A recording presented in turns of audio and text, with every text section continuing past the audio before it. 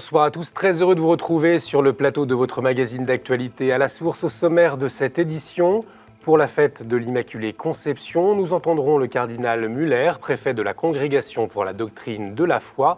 Il a présidé ce matin la messe à Lourdes. Des pèlerins de toute l'Europe sont venus fêter la Vierge Marie. Les jeunes de la Fondation des orphelins apprentis d'Auteuil s'invitent dans le débat électoral avec un livre. On vous parle dans quelques instants de l'intention de ce manifeste. Il a été présenté hier à Paris. Le délit d'entrave numérique a été adopté hier par le Sénat. Dans sa chronique, le père Mathieu Rouget revient sur cette loi contestée.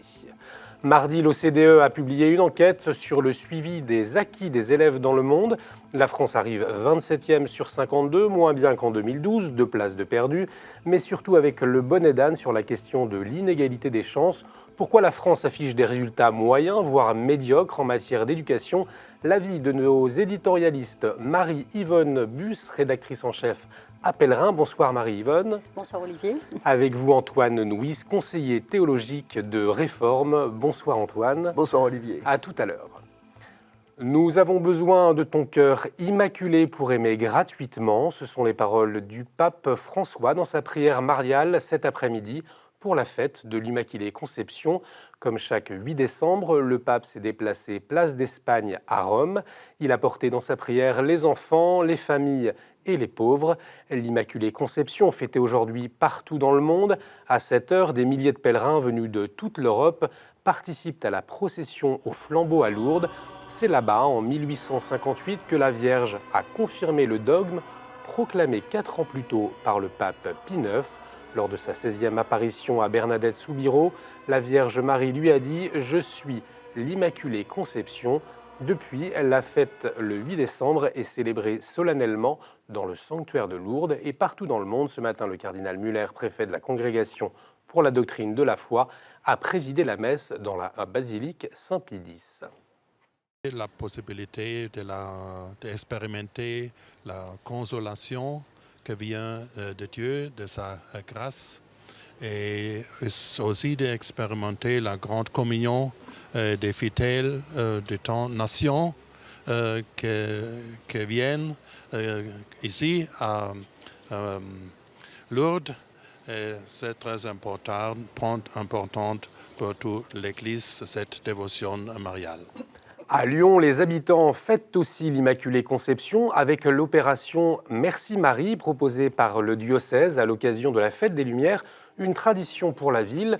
Depuis 1854, les Lyonnais mettent des lumignons à leurs fenêtres. En début de soirée, comme chaque année, une grande procession au flambeau est partie de la primatiale Saint-Jean pour rejoindre la basilique de Fourvière. À Lyon, la Fête des Lumières est aussi missionnaire pour la ville, comme nous l'explique Monseigneur Gobillard, évêque auxiliaire de Lyon. La Vierge Marie a vécu différentes étapes très importantes, qui sont d'abord l'étape de l'Annonciation. Elle a reçu le Seigneur dans son cœur, dans sa vie. Elle a laissé Dieu entrer dans sa vie.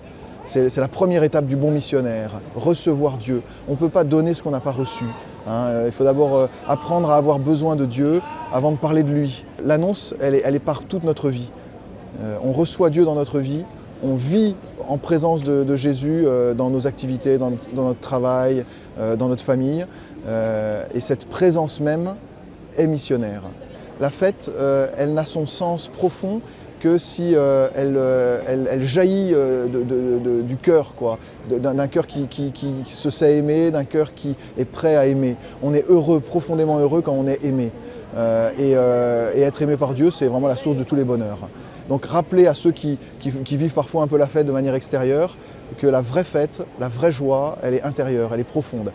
On se souvient, il y a 2 ans à cette même date, le cardinal Barbarin avait exporté la fête des Lumières à Erbil en Irak. L'Erbil Light a été un symbole fort pour le soutien des chrétiens d'Irak. L'année 2014 marquait aussi le jumelage du diocèse de Lyon avec celui de Mossoul. Depuis, d'autres initiatives portées par le diocèse de Lyon se sont concrétisées, comme la création du centre médical Pauline Jaricot pour les réfugiés d'Erbil. Il a été inauguré hier. En mai dernier, la Fondation Mérieux, les œuvres pontificales missionnaires et la Fondation Saint-Irénée ont réuni 360 000 € pour mener à bien le projet.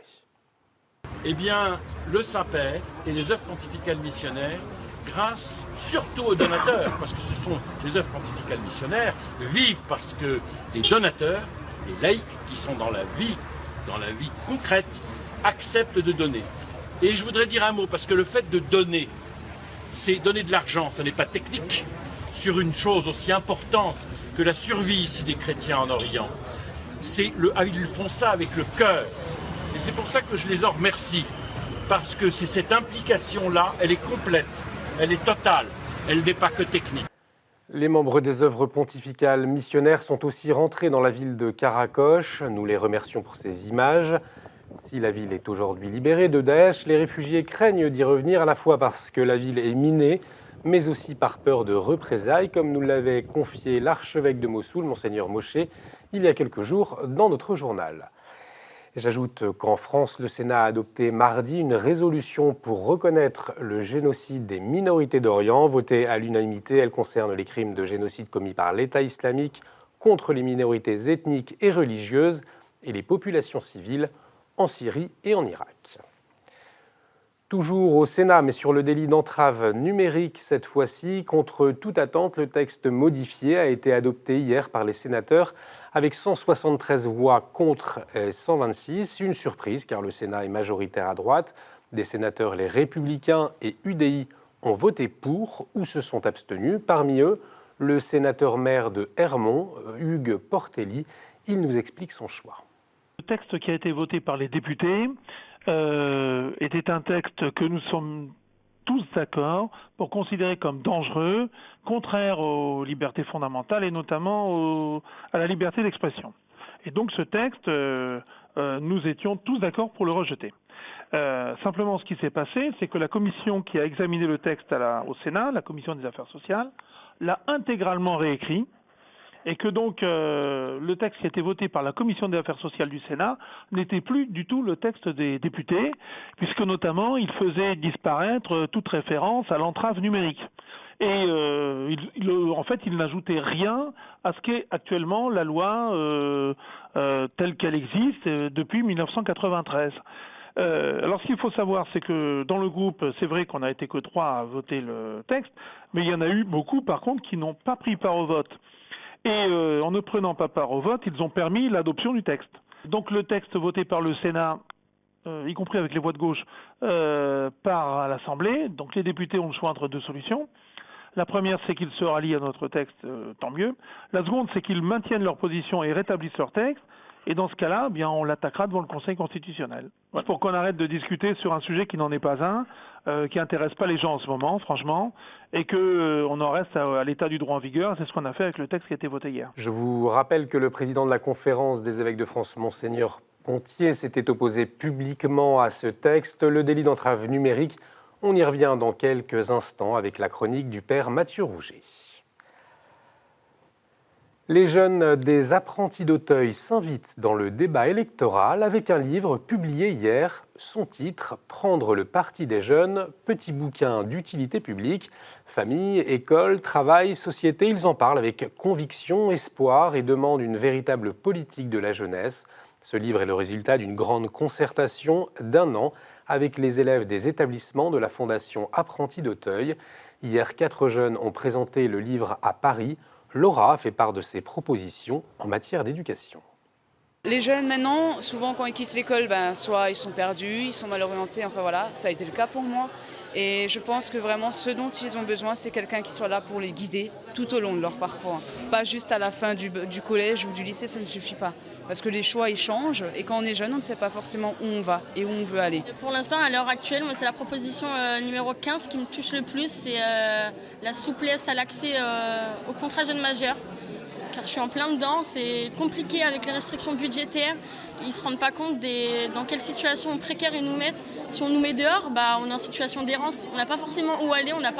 Si on est sous la protection de l'enfance, c'est que forcément derrière, il n'y a pas forcément les parents qui nous suivent. Et je pense notamment aux mineurs étrangers isolés qui viennent d'autres pays. Leurs familles ne sont pas ici, ils n'ont pas forcément des personnes ressources ici aussi. Du coup, c'est compliqué. On est à l'école, on va se retrouver en situation d'errance. Il est important et je dirais même vital que tout projet éducatif ou de formation ait à cœur d'écouter ceux à qui il s'adresse en l'occurrence les jeunes, de les écouter, bien sûr pour concevoir ces projets, mais aussi pour les faire vivre, pour les faire évoluer en fonction de ce que les jeunes attendent d'eux-mêmes et surtout en fonction de ce que les jeunes apportent dans ces systèmes. Associer les jeunes, c'est se donner plus de chances qu'ils s'approprient eux-mêmes le système scolaire, de formation, éducatif dans lequel ils rentrent et donc qu'ils en sortent debout, plus forts et plus armés pour rentrer dans la société, créer du lien et vivre en adultes, participant à la vie même de notre société. Comment être croyant et citoyen? C'est la question débattue le week-end dernier lors des entretiens de Royaumont. Depuis 13 ans, c'est le premier rendez-vous annuel de la réflexion politique qui se déroule à l'abbaye de Royaumont. Des dirigeants de grandes entreprises, comme ici Patrick Pouyanné, le PDG de Total, des femmes, des hommes politiques. Bernard Cazeneuve est intervenu comme ministre de l'Intérieur et des Cultes. Et des experts ont réfléchi sur les perspectives de la France et son rayonnement. Des représentants de toutes les religions ont aussi apporté leur point de vue. Un échange a eu lieu avec Monseigneur Lalanne, évêque de Pontoise, Tarek Oubrou, recteur de la Grande Mosquée de Bordeaux, ou encore le grand rabbin de France, Haïm Orsia. C'est une très très belle initiative, mais je trouve qu'au plan local, nous avons à développer ces rencontres, parce que c'est souvent la peur de l'autre, cette peur de l'autre, elle vient de la non-connaissance de l'autre. Et le fait que nous tissions des relations, que nous comprenions mieux les uns les autres, je crois qu'on dépasse nos peurs et je pense qu'on peut construire une société plus fraternelle et plus humaine. On a besoin d'espaces comme celui-ci, où les religions, les entrepreneurs, les politiques traitent un sujet commun avec des angles différents. Donc on a besoin de cette éthique de la discussion autour d'un sujet qui touche tout le monde, croyant ou pas, et qui est le fait religieux dans une société plurielle et dans une république laïque. C'est un sujet essentiel qui touche chacun et chacune dans les convictions les plus fortes qui sont les leurs, et qui permettent de se construire. Je pense que la quête de sens de chacun dans la société s'incarne aussi dans l'accomplissement spirituel. Et si on arrive à trouver une convergence entre l'accomplissement spirituel et l'accomplissement citoyen, c'est la France. En politique, les chrétiens doivent agir à visage découvert. C'est l'une des conclusions du colloque annuel organisé samedi par l'Académie catholique de France et l'Observatoire Foi et Culture. La question de la dignité et la vocation chrétienne du politique était au cœur des réflexions. Des intellectuels, des politiques, des prêtres et des évêques ont échangé sur le politique et le religieux, sur la façon de penser la politique ou encore sur sa misère et sa grandeur. L'académicien et philosophe Jean-Luc Marion a conclu cette rencontre avec une synthèse des échanges. Voilà ce qu'il en ressort. Les chrétiens ont, si je puis dire, un produit que la société non chrétienne n'a pas. Parce que le rapport des chrétiens à Dieu est un rapport qui autorise, même qui exige la fraternité. Pour nous, la fraternité est, si je puis dire, le b.a.-ba de la communion. Peut-on faire une société sans communion? La réponse des chrétiens, c'est non. Nos sociétés butent sur ce problème en ce moment. Et c'est peut-être là que l'enseignement social de l'Église peut redevenir pertinent. Et c'est à partir de cela qu'une nouvelle organisation des rapports entre politique et christianisme est possible. C'est-à-dire, mais là, il faudra que les chrétiens agissent à visage découvert et, si je puis dire, pour leur propre compte. Ils ne pourront pas se rallier à un camp qui serait supposé le projet politique presque acceptable sans eux. Samedi, le prix Nobel de la paix sera remis au président colombien Juan Manuel Santos. Il récompensera son engagement pour la paix entre les FARC, les forces révolutionnaires colombiennes, et le gouvernement. Mais la population avait rejeté l'accord de paix le 2 octobre dernier après un référendum. Pour l'ACAT, l'ONG chrétienne de défense des droits de l'homme, cette remise de prix Nobel doit être un moyen de remettre sur les rails la paix en Colombie. Explication avec Anne Boucher, la responsable Amérique de l'ACAT. Ce prix Nobel doit être le symbole d'un processus qui commence et de la bonne volonté de toutes les parties à véritablement mettre en place les accords dans leur intégralité. Et il est très important que les lois, les décrets qui vont permettre la mise en place de cet accord soient adoptés très rapidement. Et puis surtout qu'il y ait très vite des mesures, des garanties de protection pour l'ensemble des défenseurs de la société civile, défenseurs des droits de l'homme qui sont aujourd'hui très menacés pour véritablement permettre un processus participatif et l'ouverture démocratique et de participation politique promise. Pour le pape François, Bruges est la plus belle ville de Belgique. Le Saint-Père a fait cette confidence à un journaliste du magazine catholique flamand Tertio qui a obtenu une interview il y a quelques semaines. Le Saint-Père a aussi invité les jeunes Belges à ne pas avoir peur de leur foi. La Belgique où l'on peut aussi admirer la crèche sur la Grande Place à Bruxelles. Avec son toit de paille, elle est illuminée 24 heures sur 24 et ce jusqu'au 3 janvier. Et pour ceux qui le peuvent, ne ratez pas la venue des moutons le 31 décembre. Voilà, on poursuit notre édition avec la chronique du Père Rouget. Il revient sur le délit d'entrave numérique.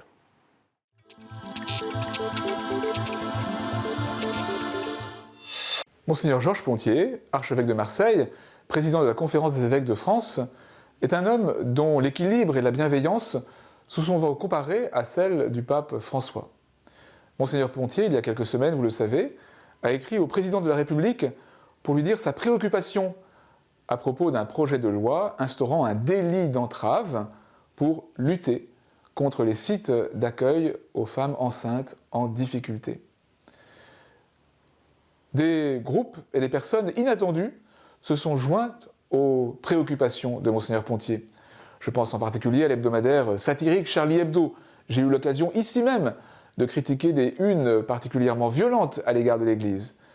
Au nom du respect de la liberté, Charlie, comme on dit souvent, s'est opposé à ce projet. Je pense également à telle avocate de la mouvance LGBT, souvent très opposée à l'Église, mais qui s'est opposée au texte avec le même souci de liberté. Et malgré cela, le texte est passé comme une lettre à la poste, aussi bien à l'Assemblée qu'au Sénat, où la configuration politique semblait pourtant plus favorable. La vie de ce projet n'est pas terminée. Il y a encore de nouvelles étapes législatives et puis il y aura la possibilité de recours au Conseil constitutionnel. Peut-être que M. Cazeneuve, notre nouveau Premier ministre, aura la sagesse de temporiser sur ce sujet sensible. Mais quoi qu'il en soit, il faut nous demander pourquoi il y a en France un tel tabou sur l'accompagnement des femmes enceintes en difficulté, avant ou après, Monseigneur Pontier insistait sur ce point dans sa lettre, une interruption volontaire de grossesse. Quand il y a un tabou dans la société ou dans la vie personnelle, c'est qu'il y a une blessure, c'est qu'il y a une culpabilité. Mais la réponse à ces blessures et à ces culpabilités, ce ne peut pas être le silence. C'est d'une manière ou d'une autre la parole dans un climat de bienveillance et de liberté. Dans ce temps de l'Avent, les paroisses vont proposer des temps de confession, des journées du pardon, c'est-à-dire des espaces pour célébrer la miséricorde du Seigneur et vivre une écoute fraternelle dans un climat de liberté, de bienveillance. Puissent ces occasions permettre à beaucoup de dépasser les tabous qui blessent leur cœur et leur vie. Merci Père. Tout de suite, c'est la revue de presse.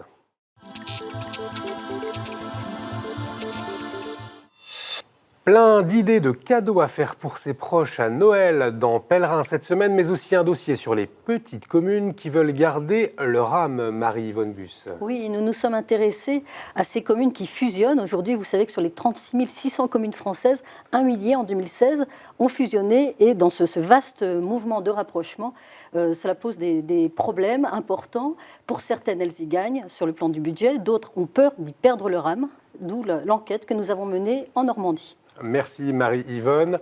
François Hollande et Matteo Renzi qui entourent Angela Merkel cette semaine en une de Réforme, Antoine. Eh bien oui, il y a une concentration des temps. Pendant presque en l'espace de 8 jours, le président Hollande a refusé de se présenter aux primaires. En Italie, Renzi a démissionné. Et en même temps, Angela Merkel disait qu'elle se présentait pour un 4e mandat. Donc on essaie de voir qu'est-ce qui permettait de comprendre ces différences entre l'Allemagne d'un côté, l'Italie et la France de l'autre. Merci Antoine. France catholique s'intéresse aux expériences de mort imminente, supercherie ou signe de l'au-delà. Difficile de balayer la question d'un revers de main, tant les témoignages sont nombreux et concordants. Avec ce point commun, les personnes qui ont vécu cette expérience disent avoir opéré un changement dans leur vie, service des autres, joie profonde, bonté. Une enquête de 8 pages signée Christian Redier. Dossier culinaire pour la vie cette semaine. Il ne s'agit pas de vous proposer des recettes, mais plutôt d'éplucher les menus des chrétiens, des juifs, des musulmans ou encore des bouddhistes. On découvre alors différemment la grande histoire de l'humanité. À noter également une analyse sur le rapport du nouveau Premier ministre Bernard Cazeneuve avec la laïcité. Dossier éducation pour familles chrétiennes avec un focus sur la méthode Montessori. On n'entend parler que d'elle en librairie, dans les médias, en salle de classe, mais on ignore souvent que cette méthode appréciée des milieux aisés ou babacool est d'inspiration chrétienne. Et un reportage avec les filles de la Charité à Bethléem. Elles recueillent les enfants abandonnés de Palestine et redonnent une espérance à ces saints innocents contemporains.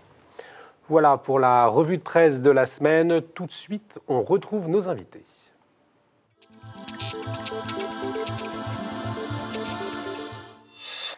En France, près de 40% des élèves issus des milieux défavorisés sont en difficulté scolaire. C'est ce que révèle l'enquête dite PISA, réalisée par l'OCDE. Elle teste les performances des systèmes scolaires du monde entier. Et c'est Singapour qui est en tête. La France arrive à la 27e position sur 72 pays et non 52 comme je le disais dans le sommaire. Alors quel regard portent nos éditorialistes sur ces résultats? Comment les expliquent-ils? Avec nous ce soir, Marie-Yvonne Buss de Pèlerin et Antoine Nouise de Réforme. Alors cette première question, vous les qualifierez comment ces résultats de la France? Médiocres ou moyens? Marie-Yvonne.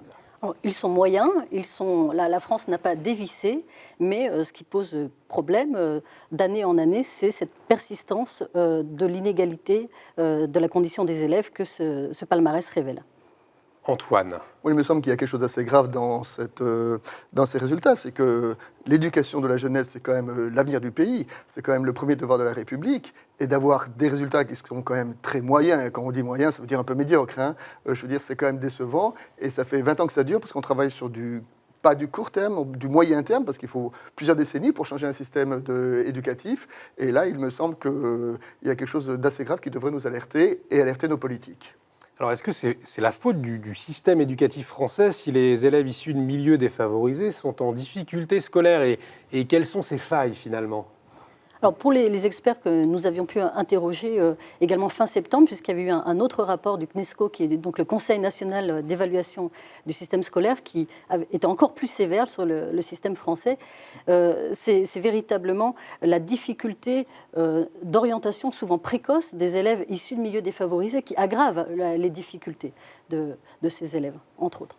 Antoine, c'est effectivement ça. Est-ce que, on l'a vu là tout à l'heure avec la Fondation Apprentis d'Auteuil, est-ce qu'on n'écoute peut-être pas suffisamment les élèves eux-mêmes? Est-ce que ça serait une piste à explorer, Antoine? À mes yeux, sûrement.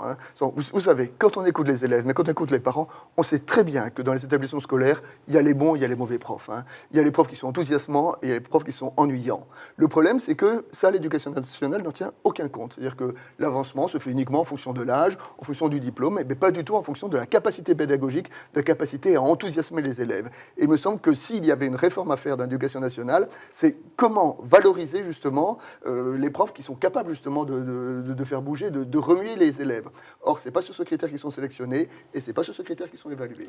Il y a un problème au niveau de la formation peut-être de ces professeurs ou de ces suivis. C'est une piste à explorer aussi pour vous, Marie-Yvonne? Alors, il se trouve qu'à Singapour, par exemple, donc qui est en tête de tableau, les enseignants sont mieux formés et surtout mieux payés.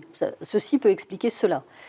Ensuite, peut-être aussi qu'il faut, comme vous le rappeliez tout à l'heure, donner du temps au temps. Le mouvement AT Décarmonde, par exemple, qui constate les progrès quand même réels qui commencent à se développer, notamment en primaire, dans les zones d'éducation prioritaire, rappelle que voilà, ces progrès-là, donc davantage de maîtres, davantage de moyens, ne se visualisent pas, ne se mesurent pas immédiatement. Donc tout n'est pas négatif, des choses sont faites, mais il faut peut-être davantage extrapoler ces résultats, ces méthodes à l'ensemble du système. Alors, les résultats des élèves français en ce qui concerne les matières scientifiques sont très mauvais. C'est ce que révèle cette enquête. Est-ce que vous pensez que ça puisse avoir un lien direct avec la mise en œuvre des nouvelles mesures qui avaient été prises par le gouvernement? Parce que certains ont fait le parallèle.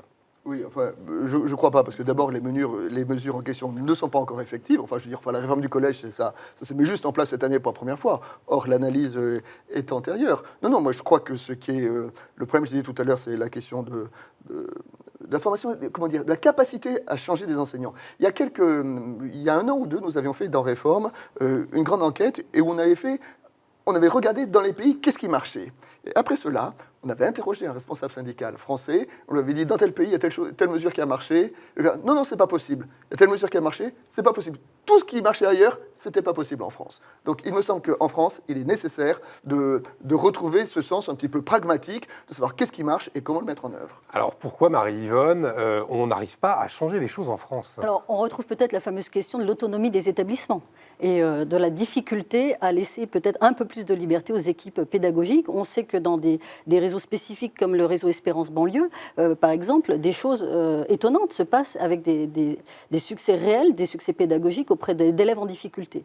Donc comment faire en sorte que ce type d'initiative ne soit pas des palliatifs à un système scolaire globalement inégalitaire, mais quelque chose qui irrigue l'ensemble des pédagogies, je pense que c'est une vraie question. Merci beaucoup. Antoine, un dernier mot. On vous écoute. Je veux dire, un des principes de base de la doctrine sociale de l'Église, c'est la subsidiarité, que les choses se passent au plus bas. Eh bien, donnons de l'autonomie à nos établissements pour qu'il puisse y avoir de la créativité et pour répondre aux questions concrètes qui sont posées, parce que chacun est différent. Merci beaucoup Antoine, merci beaucoup Marie-Yvonne d'avoir apporté votre point de vue. Merci à vous pour votre fidélité. Cette émission est à revoir sur notre site internet www.ktotv.com. Vous pouvez également réagir sur les réseaux sociaux avec l'hashtag #ALaSource. Excellente soirée sur KTO, à la semaine prochaine.